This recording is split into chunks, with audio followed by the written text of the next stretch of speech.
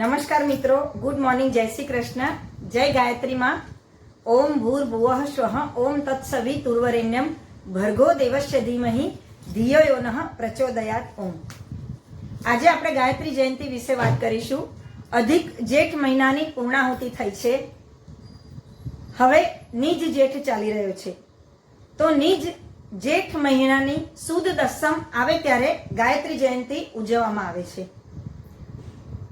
ગાયત્રી જયંતિ આપણા શાસ્ત્ર ગ્રંથોમાં માતા ગાયત્રીની મહિમાનો અદ્ભુત નજારો જોવા મળે છે. માતા ગાયત્રીના 3 મુખ છે, 6 હાથ છે, માથા ઉપર મુકુટ શોભે છે, હંસ તેમનું વાહન છે, સફેદ વસ્ત્રો અને અલંકારોથી શોભિત છે. એમનું મનોહર સ્વરૂપ ભક્તોની શ્રદ્ધા વધારે છે. માતા ગાયત્રી 4 વેદની માતા છે. 24 અક્ષરોનો એમનો ગાયત્રી મંત્ર, જે આપણે અચૂક રોજ બોલીએ છીએ, બાળકોને પણ બોલાવીએ છીએ, જેથી તેમની પ્રજ્ઞા શક્તિમાં વધારો થાય. 24 અક્ષરોનો આ ગાયત્રી મંત્ર મહામંત્ર છે. આ મંત્રના જાપનું અનુષ્ઠાન ચૈત્ર તથા આસો નવરાત્રિમાં ખાસ કરવામાં આવે છે. માતા ગાયત્રીમાં શાસ્ત્ર, શ્રુતિ તથા ગીતા ત્રણેયનો સમન્વય થયેલો જોવા મળે છે. એમની કાંતિ સ્વર્ણ સમાન છે. એમના હાથમાં વેદ, પુસ્તક, કમંડળ અને માળા હોય છે. માનો વર્ણ શુભ્ર છે. ગાયત્રીમાં કામધેનુ રૂપ છે. એમના વિશાળ તથા સૌમ્ય નયન ભક્તોની આસ્થાને અખંડ રાખે છે. માની ઉપાસનાથી સંકટો કે કષ્ટો દૂર થાય છે. ગાયત્રી મંત્રના જાપથી કુમતિ કે દુર્મતિ નાશ પામે છે અને સન્મતિ મળે છે. શરણે આવનાર ભક્તોના દુઃખ માં અવશ્ય દૂર કરે છે. માં ગાયત્રી, માં સરસ્વતી, લક્ષ્મી અને માં કાળિકાનો સુભગ સમન્વય જોવા મળે છે. માં શારદા 100 મુખથી પણ જો ગાયત્રીના ગુણગાન ગાય તો પણ તે ઓછા પડે તેમ છે. માં ગાયત્રી ગુણોના ભંડાર છે. માં ગાયત્રીમાં બ્રહ્માણી, ગૌરી તથા ગીતાનો અદ્ભુત સંગમ થયેલો જોવા મળે છે. ગાયત્રી મંત્રની તુલનામાં અન્ય કોઈ મંત્ર આ જગતમાં નથી. માં ગાયત્રીની ઉપાસના કરવાથી આળસ, પાપ, અવિદ્યાનો નાશ થાય છે. માં ગાયત્રી આ સૃષ્ટિનું સર્જન, પાલન અને સંહાર કરતા મનાય છે. બ્રહ્મા, વિષ્ણુ તથા શિવ પણ માની ઉપાસના કરે છે.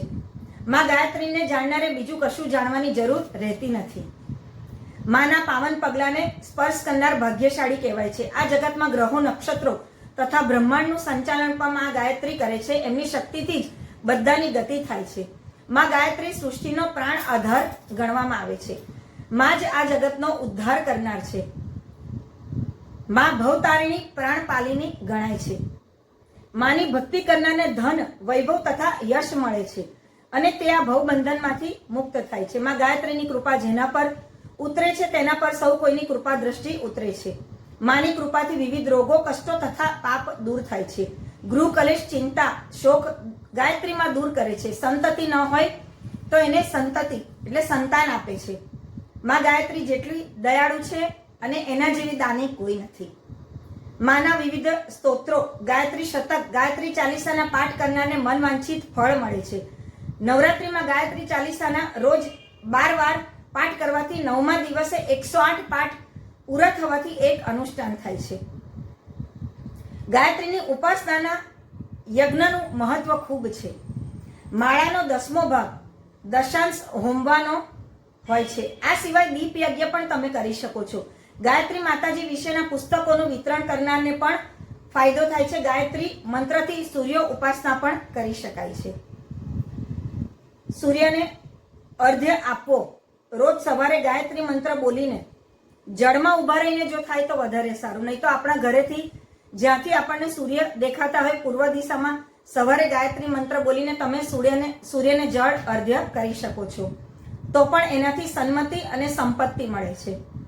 ગાયત્રીની અગરબત્તી, ધૂપ કરવાથી પવિત્ર વાતાવરણ તથા સકારાત્મક ઉર્જા ઘરમાં મળે છે. તો મિત્રો, આ મેં તમને ગાયત્રી જયંતિ વિશે વાત કરી. આપણે ગાયત્રી મંત્રનું રોજ ઉચ્ચારણ કરીને આપણા ઘરમાં પવિત્ર વાતાવરણ બનાવીશું. આપણા બાળકોને સદબુદ્ધિ પ્રજ્ઞાશક્તિ આપીશું. સાથે મળીને ગાયત્રી માની ઉપાસના કરીશું. જય ગાયત્રી માં. મારા આ વિડીયોને જરૂરથી લાઈક અને શેર કરજો. મારી ચેનલને પણ સબસ્ક્રાઇબ ના કરી હોય તો કરી દેજો. સાથે બેલ આઇકનને પ્રેસ કરી દેજો. ફરીથી મળીશું. જય શ્રી કૃષ્ણ.